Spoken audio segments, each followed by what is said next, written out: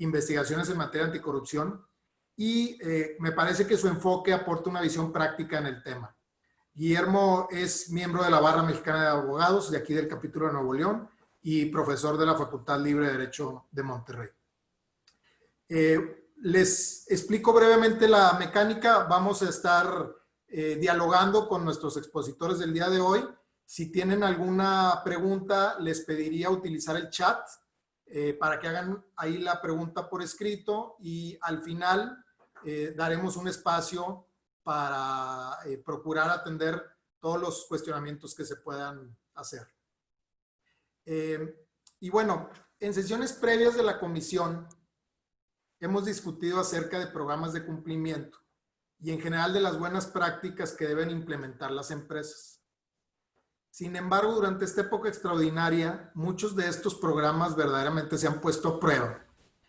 Y seguramente este periodo de confinamiento y el nuevo periodo de retorno controlado expondrán situaciones que no estaban previstas y seguramente obligarán a replantearse ciertas ideas recogidas en los programas de cumplimiento. Por lo tanto, me parece muy interesante el tener la oportunidad de platicar el día de hoy con dos expertos en la materia, cada uno con un enfoque diverso. Libis desde la perspectiva de la empresa, Guillermo desde la perspectiva del abogado externo. Entonces, me da mucho gusto y agradezco a ambos expositores el prestar también su tiempo para compartirnos un poquito de sus conocimientos y experiencia. Y bueno, Libis, empezaría contigo y preguntándote lo básico en beneficio de nuestra audiencia. ¿Qué es un programa de cumplimiento empresarial y cuáles son sus principales objetivos, Libis? Hola Alejandro y hola, buenas tardes a todos. Antes que nada más brevemente para darte las gracias a ti y a la Barra por haberme extendido la invitación y darme la oportunidad de estar un ratito aquí con todos ustedes conversando sobre este tema que al menos a mí me parece bastante interesante. Contestando a tu pregunta, mira, te lo voy a poner en términos bastante ordinarios. Yo veo el programa de cumplimiento y normalmente cuando hablo con los diferentes equipos, digo, ahorita estoy en WBA, que es Farmacias Benavida Ahumada, que es parte de Walgreens Boots Alliance, pero inclusive en mis tiempos en GE, que pasé por varias unidades de negocio, siempre que platicaba con los empleados y tocábamos este tema, se los trataba de aterrizar bien sencillito. Yo creo que un programa de cumplimiento es básicamente como el vigilante, es como el policía de la empresa, es el que se encarga de estar previniendo, identificando, mitigando riesgos. ¿Qué tipo de riesgos? De todo tipo de riesgos, de corrupción, de monopolio, de privacidad, temas de acosos laborales, que últimamente también estamos viendo que por ahí toman más auge. Entonces, ese tipo de riesgos es los que trata de atacar o trata de prever un programa de cumplimiento y va obviamente caminando junto con el negocio de la mano. Ahora, estos programas de cumplimiento, digo, ahorita estoy en la industria farmacéutica, antes estaba en el área industrial, previo a ese despacho de abogados, te vas dando cuenta que realmente pueden tener variaciones, pero los pilares son los mismos. Y vaya la redundancia, pero ahorita como les explicaba, ¿de qué se trata? Los programas tienen que prevenir los riesgos, tienen que identificar y detectar cuáles son esos riesgos, tienen que investigar, porque obviamente independientemente de que tengas métodos y controles para prevenirlos, identificarlos, siempre va a haber alguna fallita por ahí. Entonces tienes que tener algún procedimiento para poder identificar qué fue lo que pasó, dónde hubo una violación, ya sea una regla, una política interna o inclusive a leyes bajo las cuales las empresas están obligadas o responsables de cumplir con esa normativa. Y obviamente esto va atado de, pues si algo que hay que corregir, pues se corrige, incluyendo medidas disciplinarias, correctivas, que es lo que se tiene que tener. Ahora, esos son como los pilares de un programa de cumplimiento, diría yo. Atado a eso van muchos elementos, ¿verdad? Existen líneas de reporte en donde los empleados y en donde todos los miembros de la organización puedan libremente levantar la mano y decir, esto está pasando o esto creo que está pasando o por aquí enfócate. Mencionaba ahorita investigaciones, hay que tener procedimientos, políticas, monitoreos de todo eso. Pero yo creo que una clave para que un programa de cumplimiento sea exitoso es que los líderes de las organizaciones realmente estén comprometidos y crean en que este programa de cumplimiento al final del día les va a traer un valor agregado. Muy bien. Muchas gracias, Libis. Y muy interesante este primer acercamiento a un programa de cumplimiento y a esos elementos básicos. Alrededor del tiempo se ha considerado, sobre todo en un país como México, donde lo que predomina es la pequeña y la mediana industria, se ha considerado que estos programas de cumplimiento son privativos o exclusivos de las grandes corporaciones, que a lo mejor tienen los recursos, que a lo mejor tienen el tiempo para invertir en esto, y en ocasiones muchas empresas pues lo han considerado como una cuestión un tanto accesoria. Guillermo, tú como asesor externo has participado en investigaciones anticorrupción. ¿Qué tan importante desde tu punto de vista es que la empresa tenga un programa de cumplimiento? ¿O realmente se trata de un nice to have? Buenas tardes a todos. Igual que Libis, agradezco mucho el que nos hayan invitado a esta plática. Y también, igual que Libis, le voy a robar la idea de irme un poquito con una respuesta más ligera y práctica. No es un nice to have, Alejandro. Tiene muchos beneficios. Y voy a dar algunos ejemplos muy puntuales. Cuando entramos nosotros a hacer investigaciones, muchas de estas investigaciones van a terminar con un efecto laboral, por ejemplo, pueden terminar con un efecto también bajo Ley General de Responsabilidades Administrativas. Tienes que entrar a ver, por ejemplo, información en computadoras de tus empleados, y cuando vas viendo este tipo de temas te vas dando cuenta que la empresa no tiene los avisos de privacidad necesarios o suficientemente amplios para ver esa información, o no tienes los procesos laborales después para poder aplicar una rescisión de relación de trabajo. En fin, el tener este tipo de programas, número uno, te va a poner en una posición interna de mejoría de tu estructura y de tu solidez político, de conducta ética, etc. Segundo, va a generar o debiera generar una cultura de ética. ¿Eso qué se traduce? Pues en tener gente trabajando contigo que hace las cosas correctamente, ¿no? Y que no te va a meter en problemas. Tercero, te coloca en una mejor posición competitiva, porque hay muchos, ahorita Luis mencionó a General Electric o actualmente en farmacias, hay muchas empresas que tienen que contratar como proveedores necesariamente terceros que ya tengan este tipo de programas, porque dentro de sus propias políticas o dentro de la aplicación de leyes que les son aplicables a sus filiales, tienen que hacer un efecto cascada. Entonces, si tú no tienes este tipo de programas, vas a quedar fuera, no vas a poder palomear ese requisito con ciertas empresas. Y un cuarto punto que es muy importante es que la Ley General de Responsabilidades Administrativas, si bien no hace obligatorio el tener lo que se llama bajo la ley una política de integridad, sí señala que se va a valorar para efectos de la determinación de responsabilidad que pudieras tener en una investigación. Entonces, el tenerlo ya en el extremo más complejo, que es cuando ya estás en una potencial sanción bajo esta ley, el tenerlo es un elemento que te dará un beneficio dentro de la valoración en el proceso. Entonces, creo que son varios aspectos, ahorita los mencioné muy a grosso modo, pero independientemente de si llegas o no a un proceso de sanción, pues el simple hecho de tenerlo te pone en una mejor posición por varios aspectos.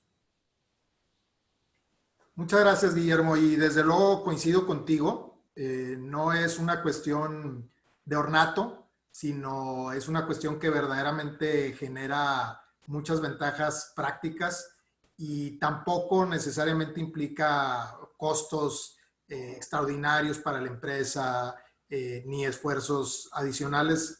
Realmente hay muchas maneras y los programas pues desde luego se ajustarán al tamaño de cada empresa. Yo recojo de sus primeras respuestas pues la importancia de que se genere una cultura de sanas prácticas y de ética dentro de la organización y que realmente los integrantes de la organización, sobre todo los líderes, estén involucrados y comprometidos con las sanas prácticas y con la ética. Libis, regreso contigo. Y recogiendo estos temas, como oficial de cumplimiento en tu empresa, pues tú tienes la tarea de implementar acciones y buenas prácticas para prevenir estos riesgos y también para asegurar el cumplimiento de la normatividad por parte de los miembros de la organización.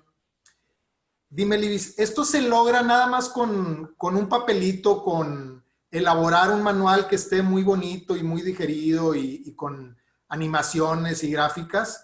¿O realmente se requieren más acciones para poder tener un verdadero programa integral anticorrupción? No, claro. Digo, obviamente el que tengas tu librito con tus politiquitas, llámales como quieras, código, políticas de integridad, lo que sea, digo, se van a ver muy bonitas y divertidas, pero realmente esa no es la clave.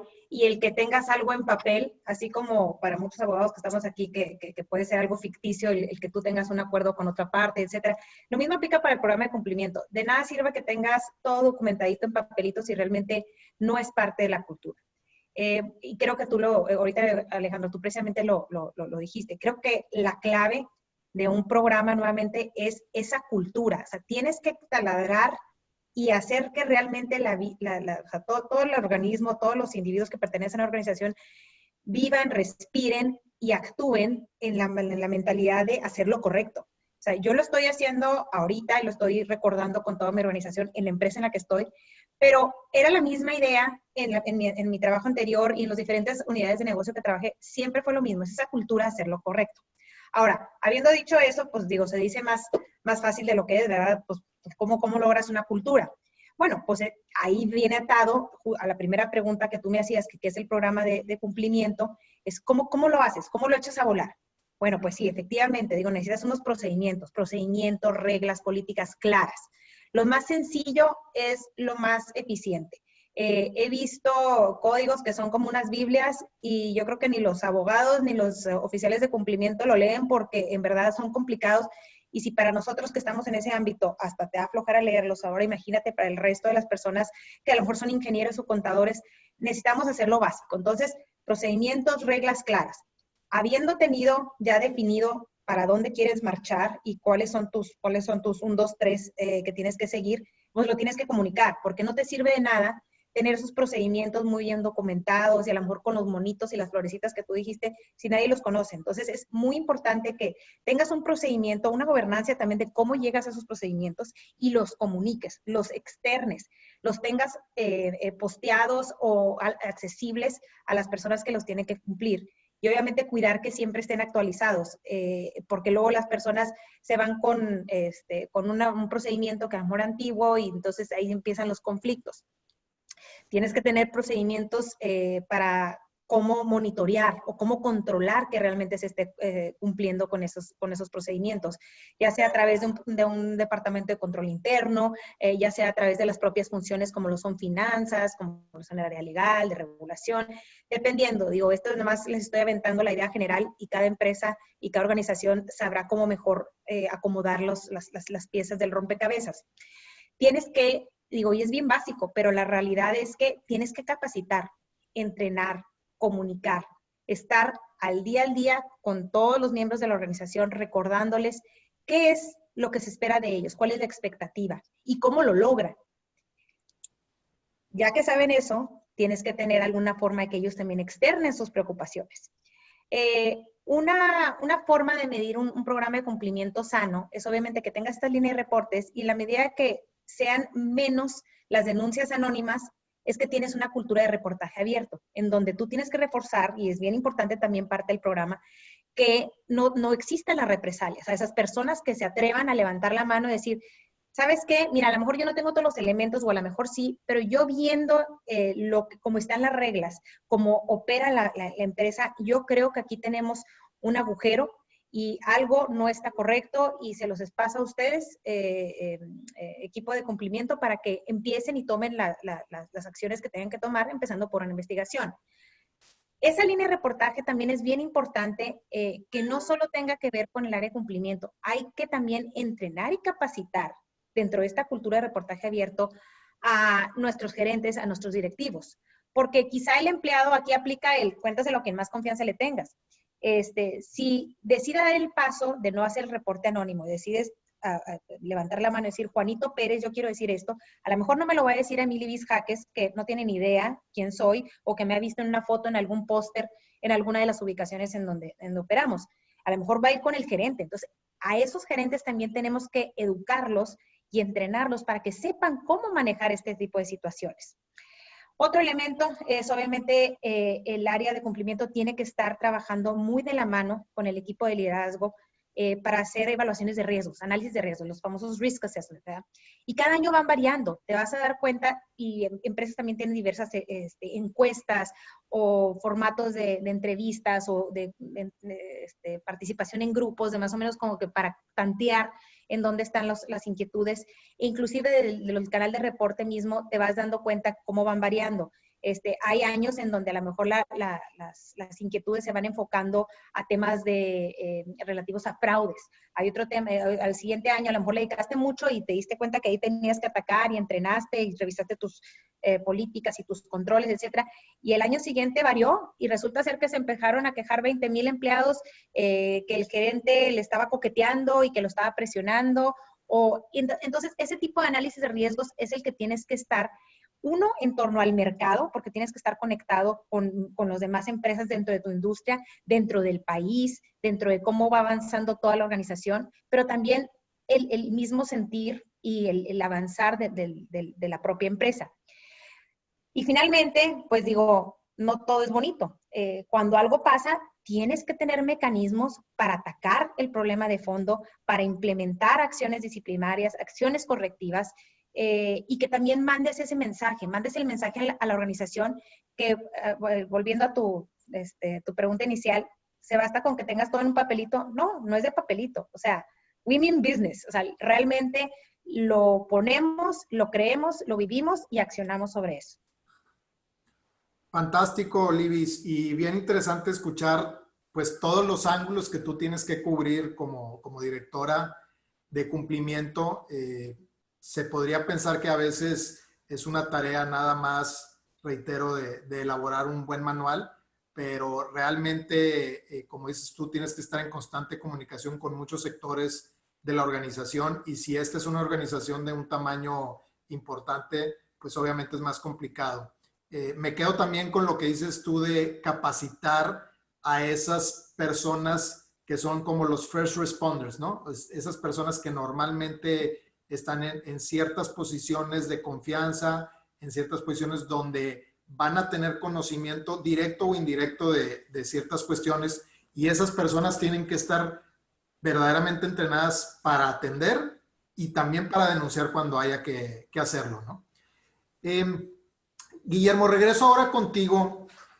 La situación que estamos viviendo es extraordinaria en muchos sentidos, pero creo que hay uno muy relevante, que es que en todo el mundo está pasando. La pandemia, el virus está en todo el mundo, y creo que hemos tenido en la historia de la humanidad pocos momentos como este, donde tenemos el mismo enemigo, donde estamos viviendo lo mismo, y cada país de alguna manera lo ha ido adaptando pues a su manera y bajo sus leyes, etcétera, ¿no? Entonces, algo que se me hace muy interesante y en lo que sé que tú tienes experiencia es en la aplicación de leyes extraterritoriales extranjeras.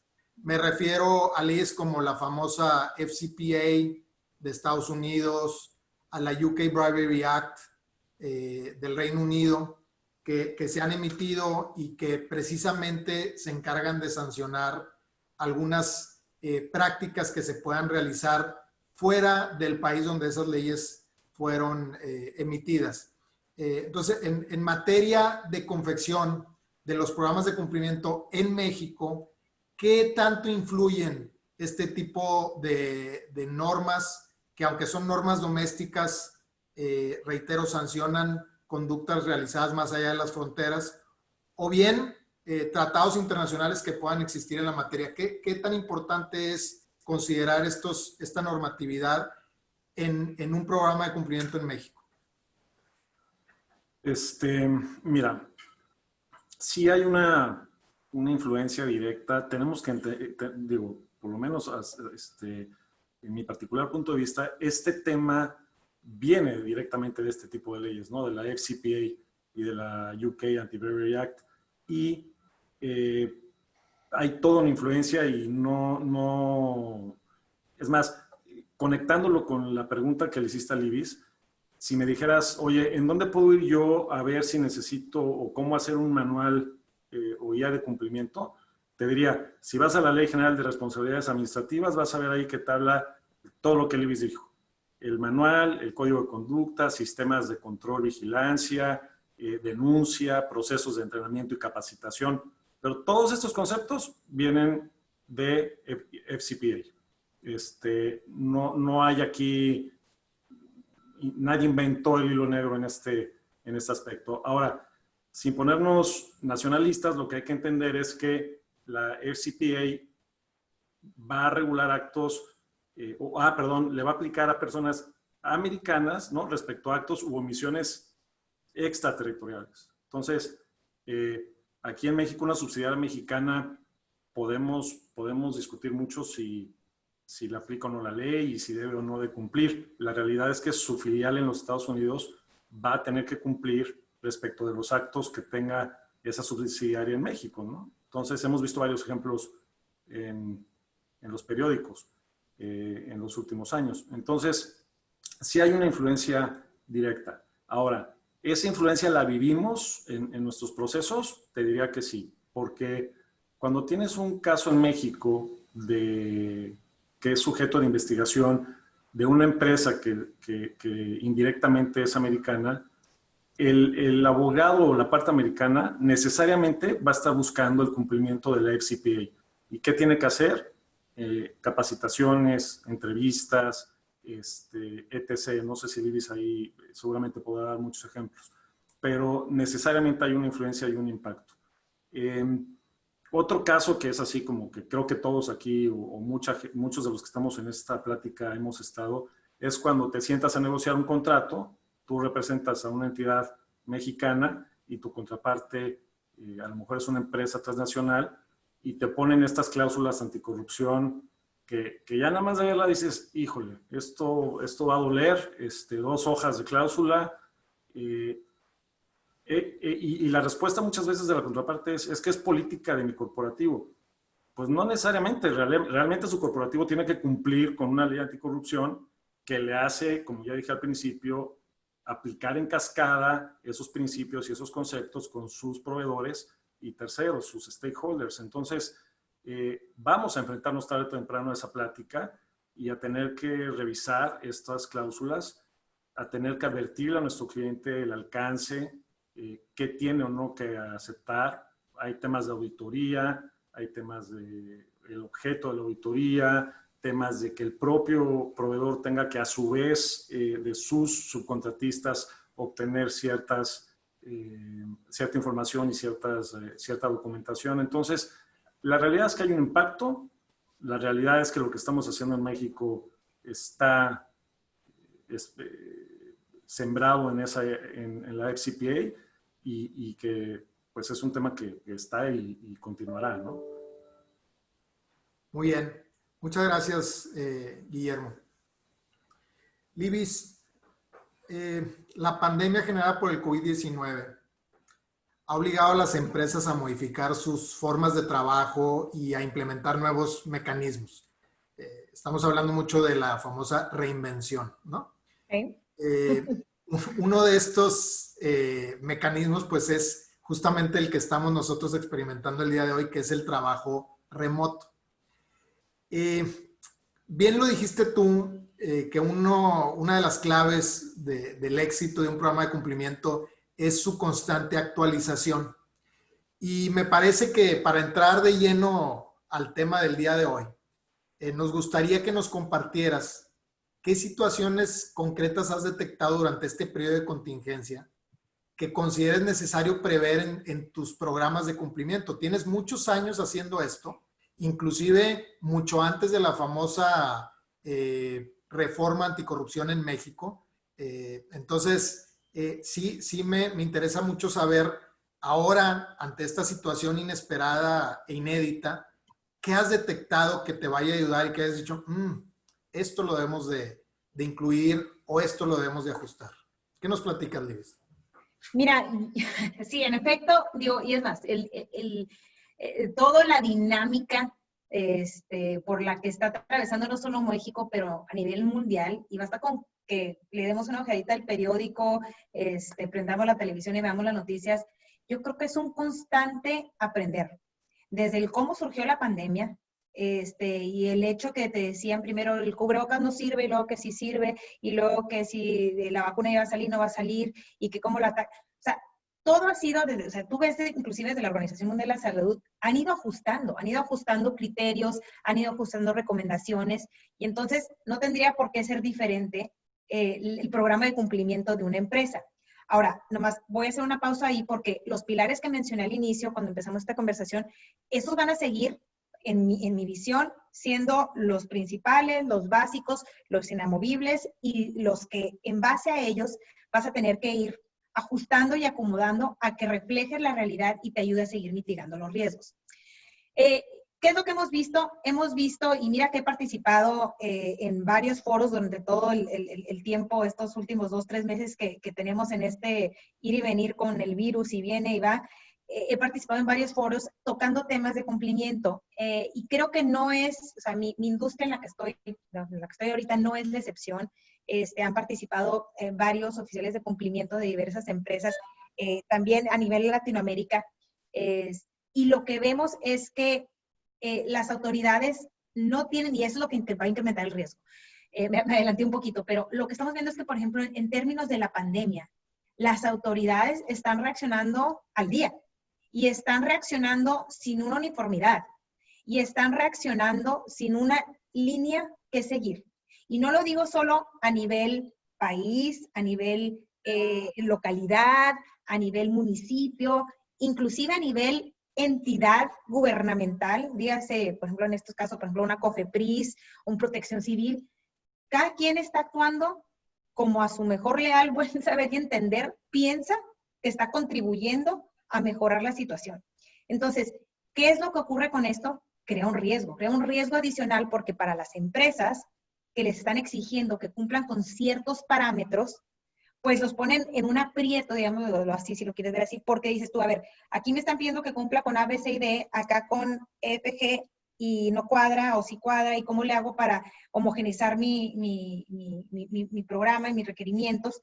Entonces, eso te abre una posibilidad, y por ejemplo, tocando aquí precisamente que el enfoque es de anticorrupción, en el mundo retail, donde estoy ahorita, y si quieren, ahorita me voy a aventurar a platicar un poquito de mi pasado en la industria de energía, que el concepto de anticorrupción o el riesgo de anticorrupción era un poco diferente en otro nivel. Pero déjenme, lo ataco desde el punto de vista ahorita. Retail.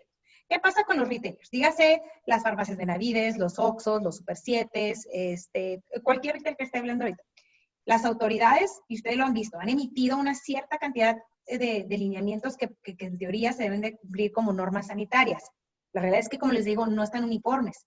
Entonces, para la industria en la que yo trabajo ahorita, y sobre todo, por ejemplo, para la empresa, que como decía Guillermo, pertenece a un corporativo estadounidense que cotiza en bolsa, que está por ende sujeto a las normas del CPA y tiene alcance extraterritorial, para mí, bueno, me pone a temblar, porque entonces yo tengo muchos puntos de venta, digámoslo así, en donde mis empleados están expuestos a que la autoridad llegue y que diga, ah, no, tú no traes el cubrebocas, traes una careta, o ah, tú no tienes el tapete sanitizador.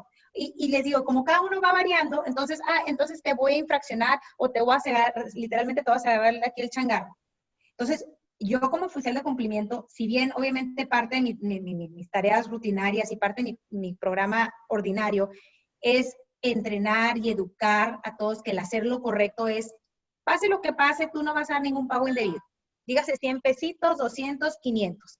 Y así es el mensaje que yo siempre lo he dicho. Y es más, si lo digo aquí, lo digo en mis vidas pasadas como oficial de cumplimiento, es, a ver, la empresa probablemente te va a dar un tope borrego o te va a dar una cachetadita por no haber hecho alguna tarea que a lo mejor te faltó o que se te pasó.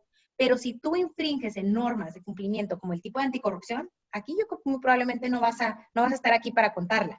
Entonces, son de los temas que tienes que estar reforzando y creo que la pandemia vino a recrudecer un poquito el cómo tiene que reaccionar un programa de cumplimiento e irse ajustando realmente conforme va avanzando, ¿no? Que si el presidente aquí primero decía que tenías que mandar empresas respeten y paguen a los vulnerables y no decretó la emergencia sanitaria en vez de contingencia sanitaria, etc. Todo eso son los que tienen que trabajar los oficiales de cumplimiento junto con sus áreas de recursos humanos, junto con sus direcciones generales, para ver cómo van ajustando los programas. Y yo creo que básico, algo que hemos bueno, no que hemos aprendido, no voy a decir que lo hemos aprendido porque yo creo que todas las personas que tenemos una función dentro del área de cumplimiento sabemos esto, pero creo que ha venido a recordarnos la importancia de que los funcionarios o las personas encargadas del cumplimiento per se, lo voy a decir per se porque realmente el cumplimiento y parte del mensaje que tenemos que transmitir a toda la empresa es que todos son dueños del cumplimiento. Pero específicamente, por ejemplo, en mi caso, es que estemos bien vinculados, bien de la mano, que nos incluyan en los comités, en las juntas de staff, en las juntas directivas, porque todas esas decisiones que está tomando los negocios, que ustedes están viendo forzadas a tomar de inmediato, tienen que tener algún elemento que alguien los esté cuidando. Yo les decía, somos los vigilantes, somos los guardianes. De eso se trata, decirles, me gusta la idea, pero nada más piensan que puede tener esta implicación, puede tener este riesgo.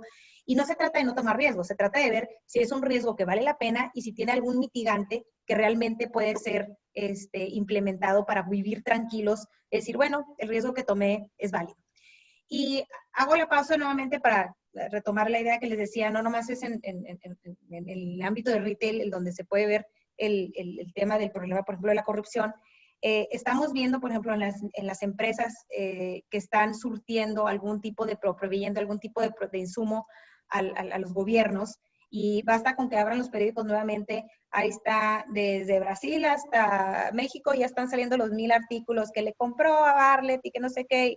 Entonces, digo, aunque tengamos un presidente que dice que la corrupción está disminuyendo y que la va a acabar, cada quien tiene sus propias percepciones y no es un foro político, la realidad es que nuevamente basta con que veas qué es lo que está pasando en la realidad y en esas compras que está realizando y gestiones e insumos que van hacia el gobierno, pues también va a haber ahí la oportunidad de tener algún factor de riesgo de corrupción.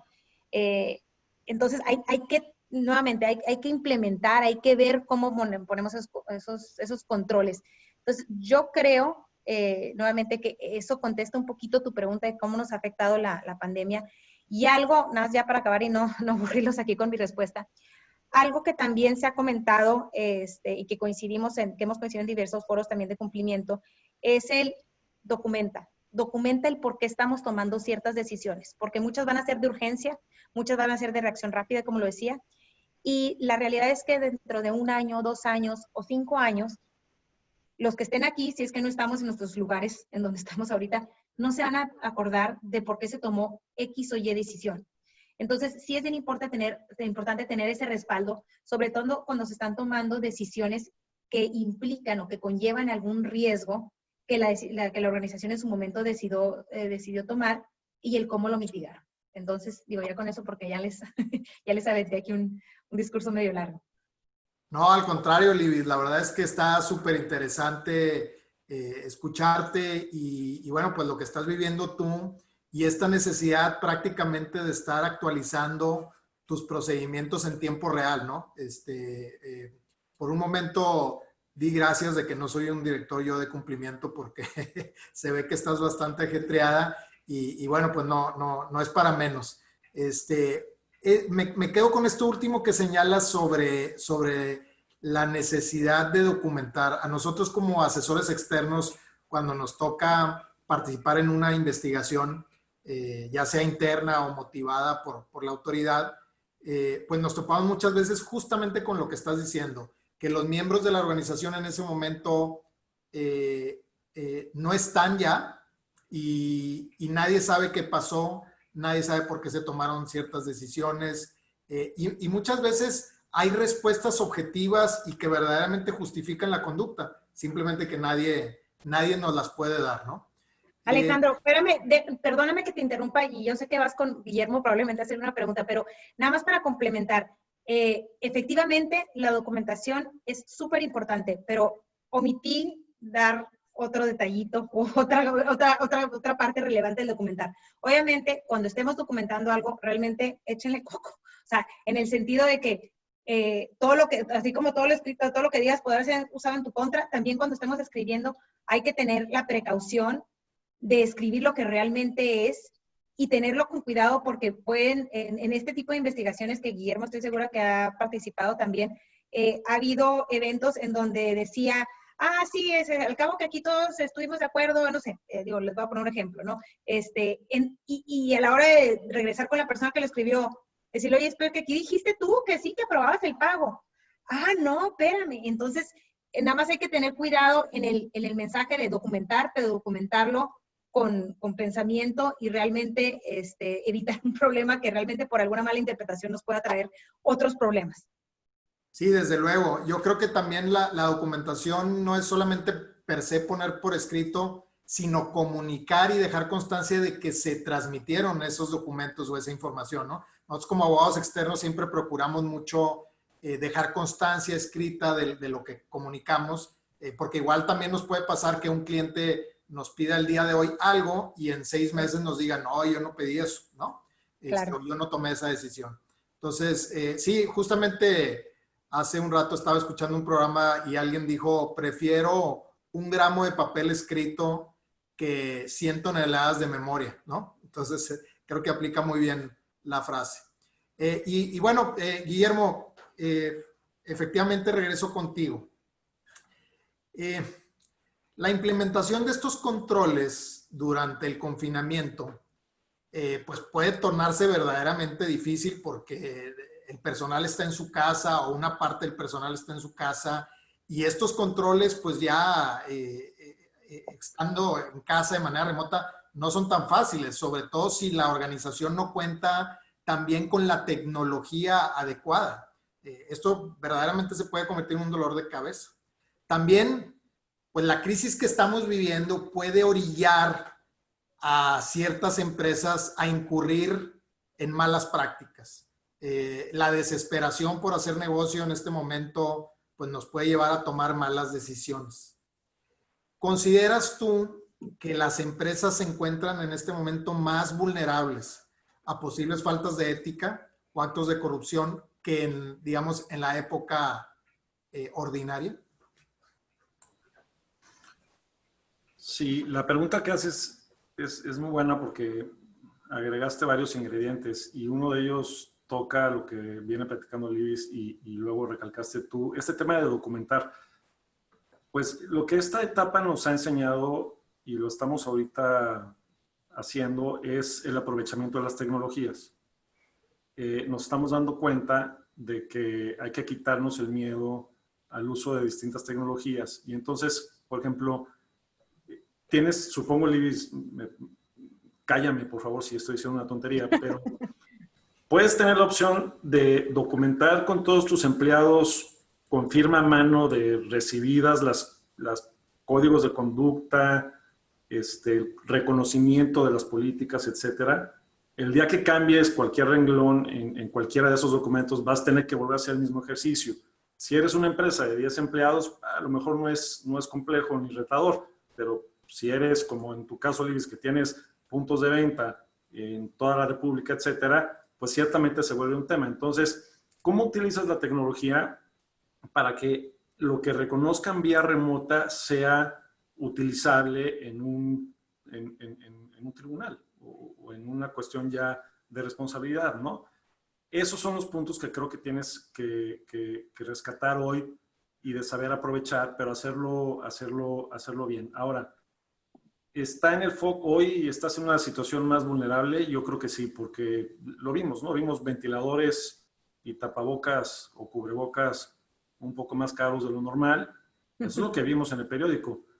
A mí me ha tocado ver en estas semanas casos de extorsión, tristemente. El uso de las inspecciones ha abierto la puerta a que haya extorsión. Y en el ámbito, o por ejemplo, en aduanas, el cierre de fronteras, la limitante de actividades, también ha abierto la puerta a la corrupción.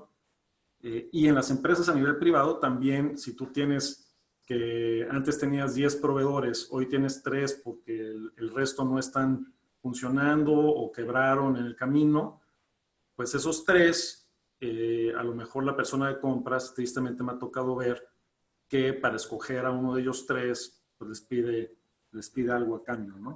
Y son creativos, no creas que te piden el depósito en la chequera, ¿no? Piden, oye, pues mi hija necesita un carro nuevo, ¿no? O estoy pagando una maestría en la universidad. Entonces, eso sucede todos los días en todos lados. Entonces, creo que lo que aquí va a entrar mucho es el tema de tecnología, sistemas que te permitan evaluar propuestas de distintos proveedores en forma electrónica, quitar el factor humano lo más posible en la toma de decisión, es lo que finalmente te va a llevar a tener un camino un poquito más robusto y menos riesgoso, como decía Libis, ¿no? Va un poquito peleado contra el tema de empoderar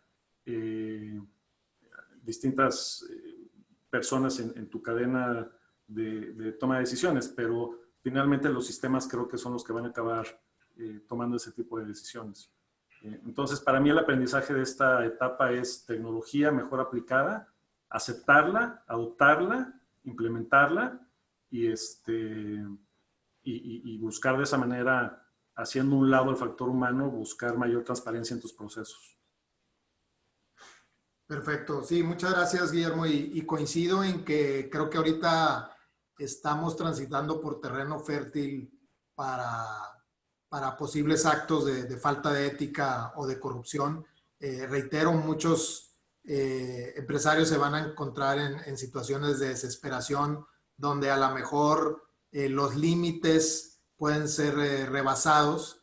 Y bueno, también el no estar físicamente pues implica que a lo mejor hay espacio para el libertinaje. Entonces, coincido contigo en que el uso de la tecnología es fundamental y bueno, pues eso va de la mano con inversión, va de la mano con la famosa reinvención y que las empresas ahora en la nueva realidad pues tendrán que verdaderamente valorar dónde conviene invertir, ¿verdad?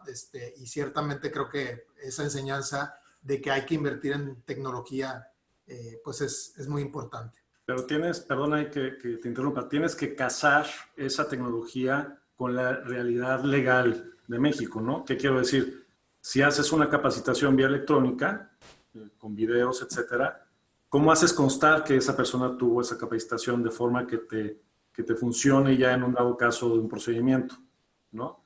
Si sabes que vas a tener que meterte en comunicaciones en la computadora y que pueda haber información personal, ¿cómo lo vas a hacer? ¿Qué permisos tienes del usuario, ¿no? Suena absurdo pensar que tienes que tener un aviso de privacidad donde el usuario de tu computadora te permita entrar para ver cosas que a lo mejor están ahí que son de ese usuario. Pero así es, ¿no? Porque hay un choque de nuestra ley, no un choque, sino hay un desfase de nuestra ley con la tecnología. Entonces, no sé, Libis, pero ahí tendrías también que tener el cuidado de que funcione esa tecnología, porque si no se te va a quedar solamente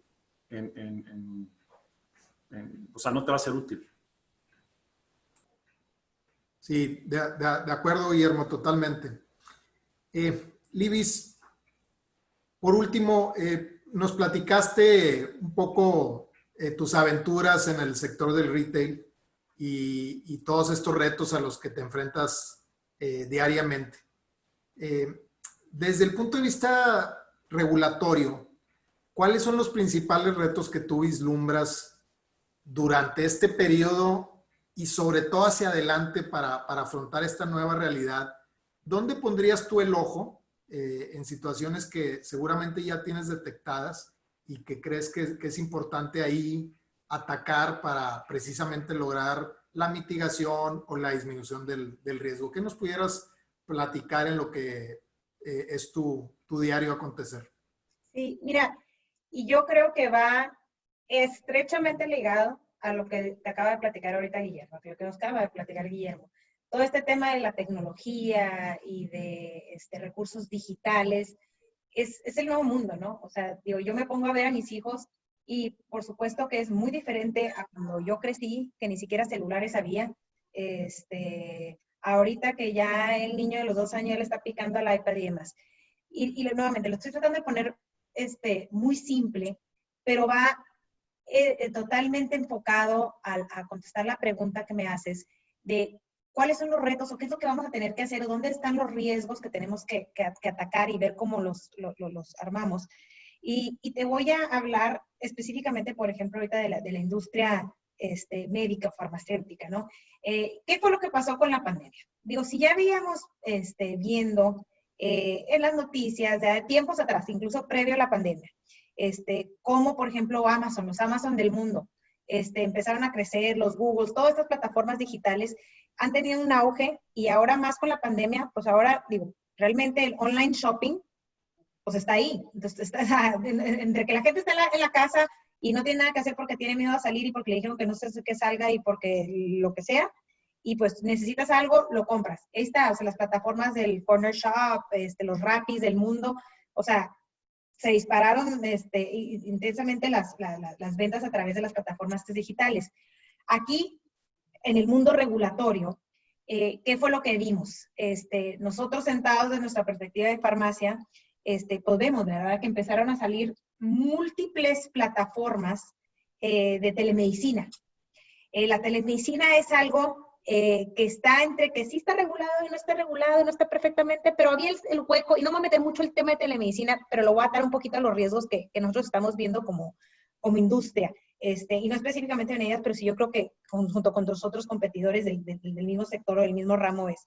Entonces, ves que empiezan a salir todas estas plataformas de telemedicina, el Doctoralias y los farmacias de la Aurora también tienen. Nosotros estamos también en proceso de lanzar una plataforma. Hospitales, tengo amigos doctores que también han estado lanzando sus plataformas.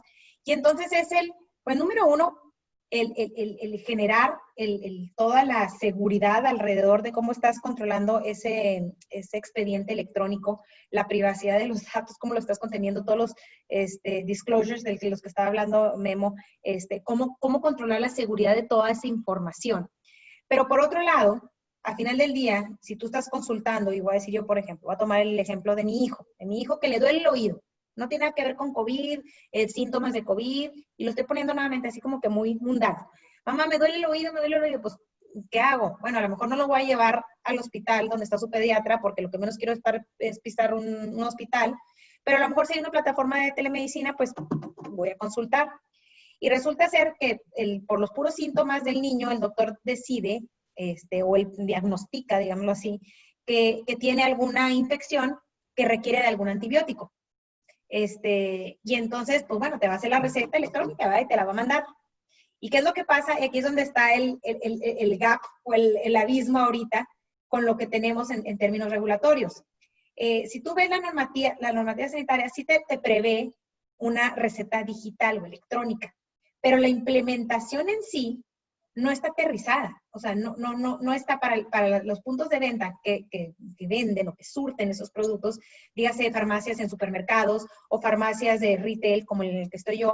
A nosotros nos pone un poco en atados de manos, porque lo que te dice es, COFEPRIS va a llegar y te va a requerir que le demuestres que tú tenías una receta médica, que aparte tiene todos los requisitos que vienen ahí en la regulación, y que tienes que guardar en tu farmacia. Entonces va a llegar el inspector y te va a decir, ok, tú vendiste ampicilina 3 cajitas, ok, enséñame las recetas, van a cuadrar, porque también tenemos a nuestros responsables sanitarios que hacen toda una logística del triple control, prefieren verificar eso.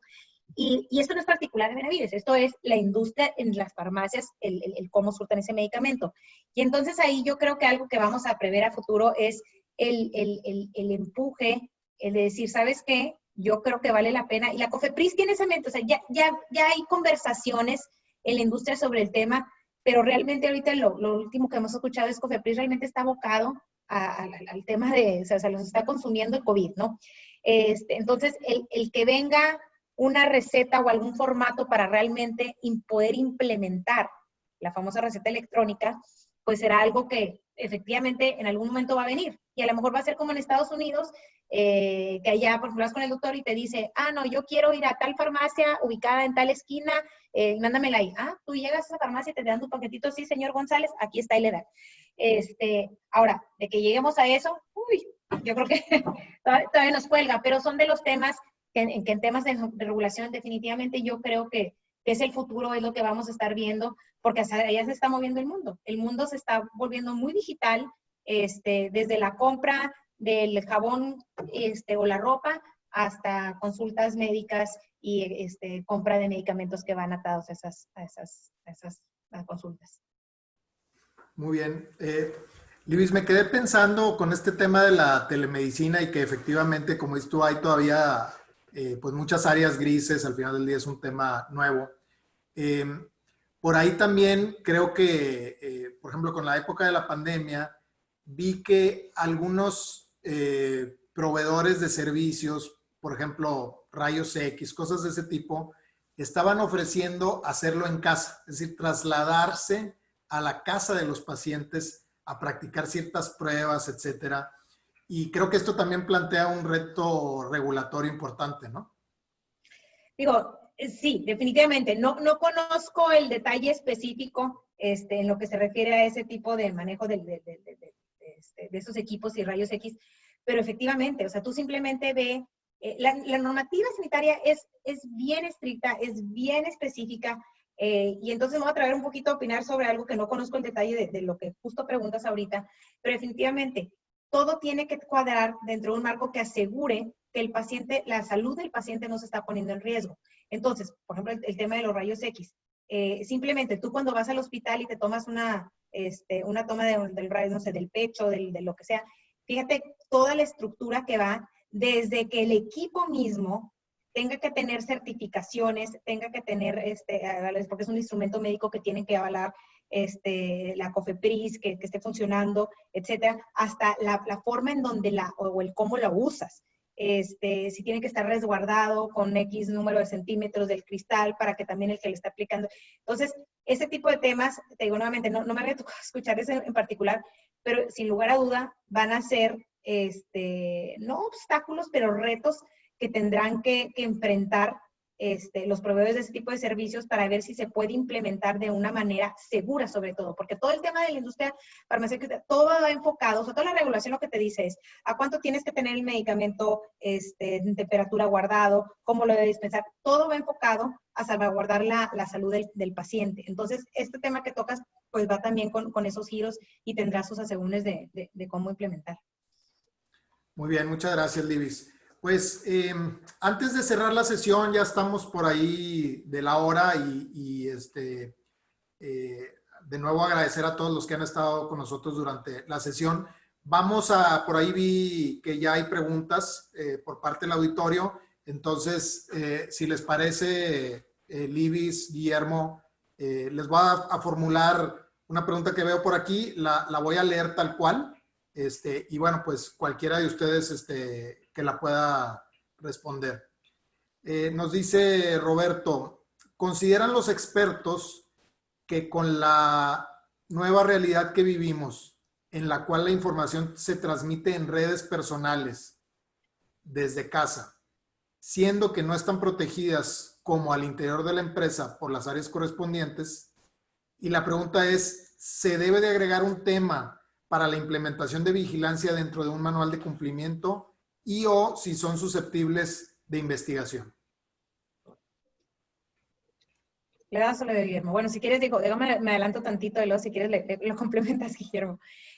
Mira, claro, sin lugar a duda ha sido todo un reto el que las empresas se hayan ajustado.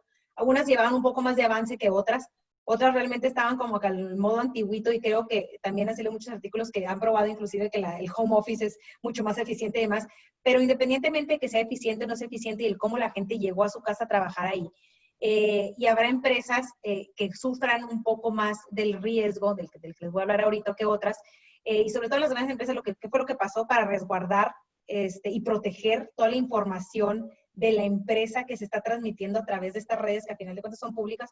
Es, efectivamente, empezaron a implementar, antes digo, te puedo decir, por ejemplo, en el caso de Benavides, ¿qué se hace? Y he platicado también con otras personas sobre este tema, que es el tema de la seguridad de los datos, y va muy ligado al tema de información de la tecnología, es implementar todos estos sistemas de seguridad, dígase VPNs. Yo soy medio cero tech, pero VPNs y enlaces seguros, implementando seguridades en las computadoras, también para que no sea tan accesible el que puedan estar transfiriendo información. Creo que son de las medidas que unas empresas ya tenían implementadas, otras se vieron forzadas a expeditar ese proceso, pero creo que definitivamente es un tema muy importante. Parte también del tema que hablaba antes era la educación. Es, independientemente de que la persona esté en la oficina o esté en el home office, ahora con el tema de las redes sociales también es un riesgo, un foco de riesgo que se te abre por todos lados, ¿verdad? Porque cada quien es libre de agarrar su celular o agarrar su computadora y posteas algo, y entonces algo que era confidencial ya se volvió público, y entonces parte de lo que tenemos nosotros como obligación, como área de cumplimiento, es precisamente reforzar el tema de qué información existe y está disponible a los empleados por la calidad o por su naturaleza de ser empleados y cómo lo adquirieron, qué se puede compartir, qué no se puede compartir, desde el punto de vista personal, ellos en sus redes, y ahora en la protección de cómo fluye la información hacia la empresa. Creo que es un poco ahí del tema de sistemas. Perfecto, muchas gracias, Libis, y espero, Roberto, que haya quedado respondida tu pregunta. Tengo por aquí otra, y nos pregunta Rafael, ¿en tu empresa o en empresas que ustedes conocen, han aumentado o disminuido los reportes a la línea de denuncia? Y luego agrega otra pregunta, ¿han realizado ajustes en el proceso de investigación de los reportes? Creo que esta segunda pregunta es bien interesante porque efectivamente, como muchas cosas que ahorita no se pueden hacer, o al menos no se pueden hacer como se hacían antes, pues son las investigaciones, ¿no? A lo mejor ahorita es más difícil entrevistar gente, a lo mejor ahorita es más difícil acudir a ciertos lugares, etcétera. Entonces, creo que sí es necesario ajustar también la forma misma en que se hace la investigación de los reportes, pero bueno, lo dejo aquí a los expertos. Pero Alejandro, perdón, nada más quiero un poco sumar en la primera pregunta, porque como lo entiendo es, si yo estoy trabajando desde casa utilizando mi internet, mi red, si ello debilita o no la posición de la empresa en caso de que tenga que ser una investigación por ser particular. Creo que así la entendí.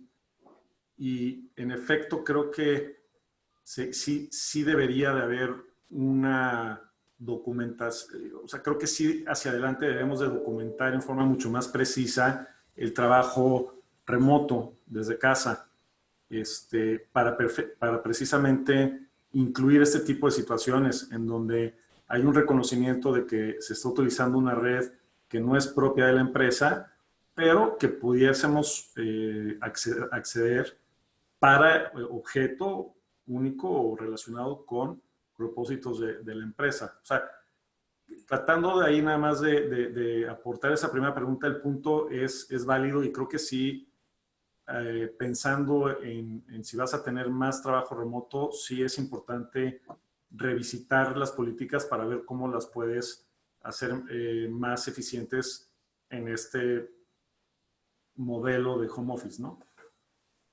Muy bien. La segunda pregunta de los reportes en línea, no sé, Libby, se me hace que esa, no sé si la puedes responder tú. Sí. Mira, sí, y de hecho, si quieres, respondo esa y luego brevemente la otra y te dejo a ti que le complementes justo como lo acabas de hacer, muy bien con mi primera respuesta. Lo que hemos visto y que se ha comentado en la buena vida. ¿Alguien tiene? Ahí está, ahí se fue. Lo que se ha visto es que los reportes que derivado de la contingencia específicamente, lo que se ha visto es que las inquietudes de las personas son en que, oye, la empresa aún no me ha dado el tapabocas, o ya me llegó, pero me llegó verde, no me llegó azul.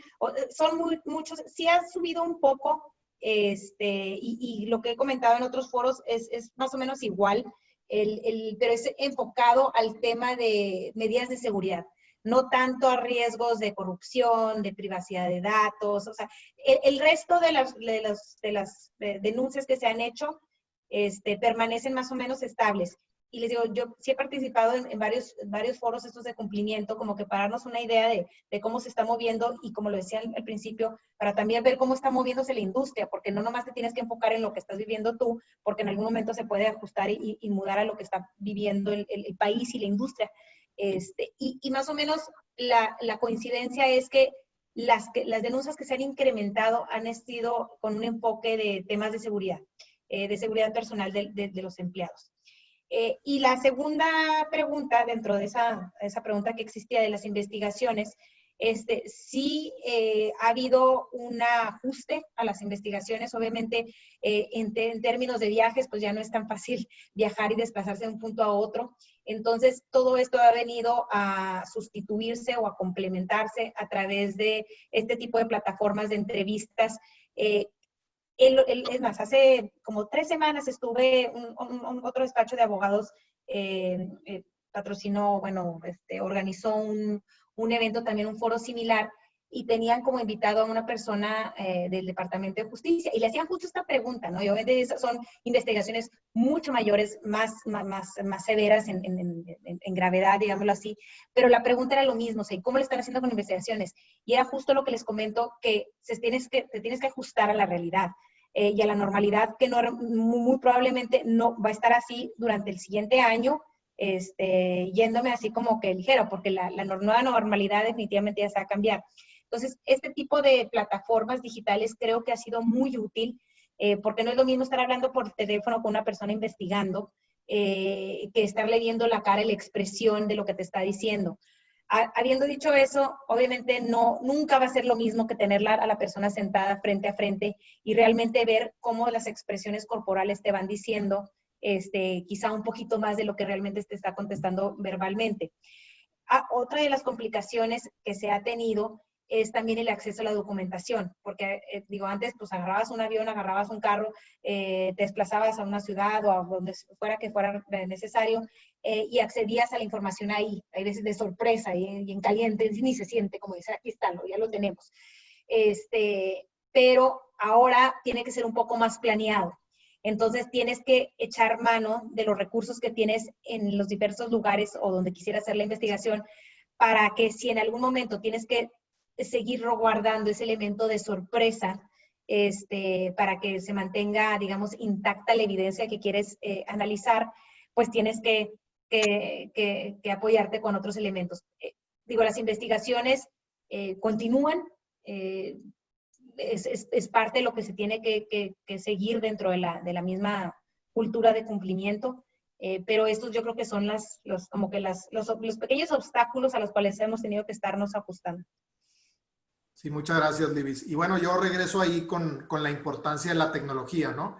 Muchos de estos que tú estás diciendo, estos ajustes y esta nueva forma de investigar, y sobre todo, por ejemplo, como dices tú, la necesidad del elemento sorpresa, la necesidad de conservar las cuestiones como estaban, digamos, lo que es la cadena de custodia famosa.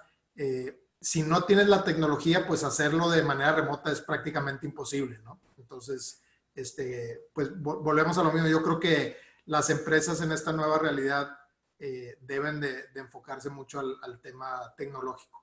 Tenemos por ahí también una pregunta de nuestro presidente aquí del capítulo de Nuevo León, que a lo mejor los va a poner en aprietos, la veo muy técnica.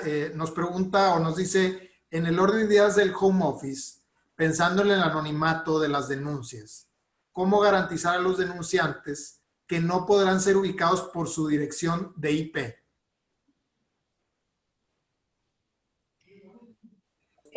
A lo mejor sí está muy técnica. Mira, mira, nosotros trabajamos, en G era un sistema interno que se tenía, aquí es con una empresa externa que es de hecho la más grande, uno de los proveedores más grandes que se tiene, en donde, en teoría, es mi entendimiento, te digo, pero a lo mejor sí está muy técnico, no es rastreable.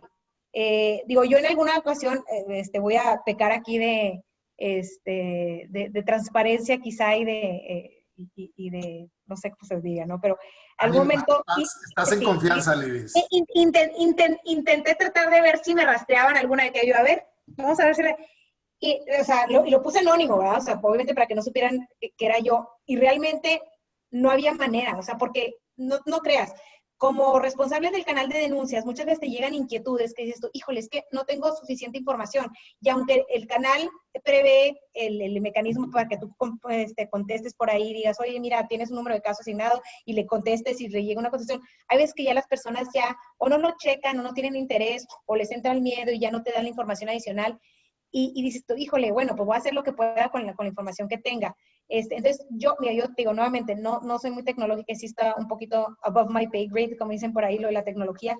Yo te puedo decir que yo lo he intentado, o sea, yo intenté calarlo una vez, a ver si me podían descifrar quién era yo y, o sea, y no, digo, nunca dieron con el cómo. Entonces, yo supondría que esas plataformas están diseñadas y nuevamente, obviamente el mensaje que nosotros siempre intentamos transmitir, y este riesgo no es nuevo, o sea, no es de home office ahorita, es en general, porque esas plataformas están abiertas, te metes a través de un web y lo puedes hacer a través de un café, internet o lo que sea, en donde subes tu denuncia, o inclusive por teléfono. Entonces, digo, yo creo que sí hay varias formas de asegurarle a los usuarios que están bastante bien protegidos. Aunado al hecho que para que un programa de cumplimiento sea efectivo, como lo decía desde un principio y vaya la repetición, pero sí es bien importante que no haya represalias. Entonces, eso es para un poquito el reforzar ese mensaje. Muchas gracias. Y bueno, ya para no alargarnos más, nada más, igual en el ánimo de que no se quede ninguna pregunta sin plantearle a los expertos, Erika nos dice, de acuerdo a su experiencia, ¿de qué forma se ha adaptado la NOM 035 a los procesos de cumplimiento internos de las empresas?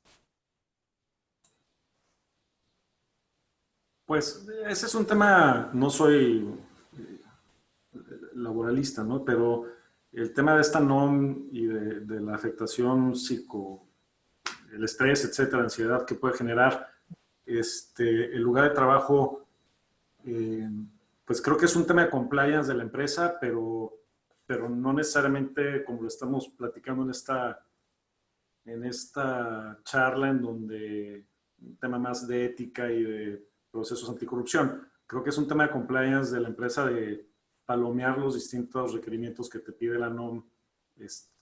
Y desde luego hay programas, empresas y software que le dan seguimiento a esto, te generan estadística, te generan entrevistas, etc., etc. Pero no me siento así como el más calificado para hablar de esta NOM en concreto. Mira, y déjame te complemento aquí un poquito. Yo tampoco soy la experta en la NOM 035, pero sí hemos trabajado, porque en el caso específico, ahorita en la empresa, el área de recursos humanos es el que ha tomado el liderazgo de la implementación de todos los requerimientos que necesitamos para poder cumplir con esa NOM. Sin embargo, obviamente han trabajado de la mano y nos han consultado a nosotros como área de cumplimiento el cómo reforzar ese procedimiento y esa política. Y creo que aquí, por ejemplo, tocando en el canal de denuncias, creo que ha ayudado o ha complementado. Guillermo ahorita mencionaba, de hecho hay empresas, a mí me tocó que de hecho se acercaban a través de LinkedIn y cosas así, porque como que ven el título y te escriben, ¿no? Y que promocionaban precisamente canales de denuncia, digamos, enfocado a este tema de la NOM 035 y cómo los empleados que si tienen algún estrés laboral y todo eso que tienen que tener el apoyo y no sé, psicológico y canales de cómo reportarlo y demás. Creo que las empresas que tienen un programa de cumplimiento en donde tienen ya incorporado un canal de denuncias fácilmente lo pueden, ya sea, digamos, ampliar si no incluye este tipo de temas, y la mayoría de las empresas sí tienen dentro de su propia policy algún tipo de código de conducta que prevea este tipo de situaciones, lo voy a llamar de recursos humanos, y o que complemente los procedimientos y todo el trabajo que se está poniendo alrededor de los esfuerzos para cumplir esa NOM 035. Entonces, digo, te doy mi perspectiva también así no muy experta, pero así es más o menos como lo hemos atacado y lo poquito o lo mucho que me llegué yo a involucrar en el tema. Donde creo que sí se toca, Libis, es en el tema, no necesariamente de acoso sexual, pero sí de acoso laboral, ¿no? De tener a alguien encima, el cómo ejerce presión, el cómo te exige, el cómo te corrige. Eso sí puede caer dentro del ámbito del código de conducta y en una denuncia de las que veníamos hablando, ¿no? Una denuncia ya de carácter de conducta y no necesariamente de la NOM, pero pudiera ahí tocarse un tema con el otro. Sí, de acuerdo.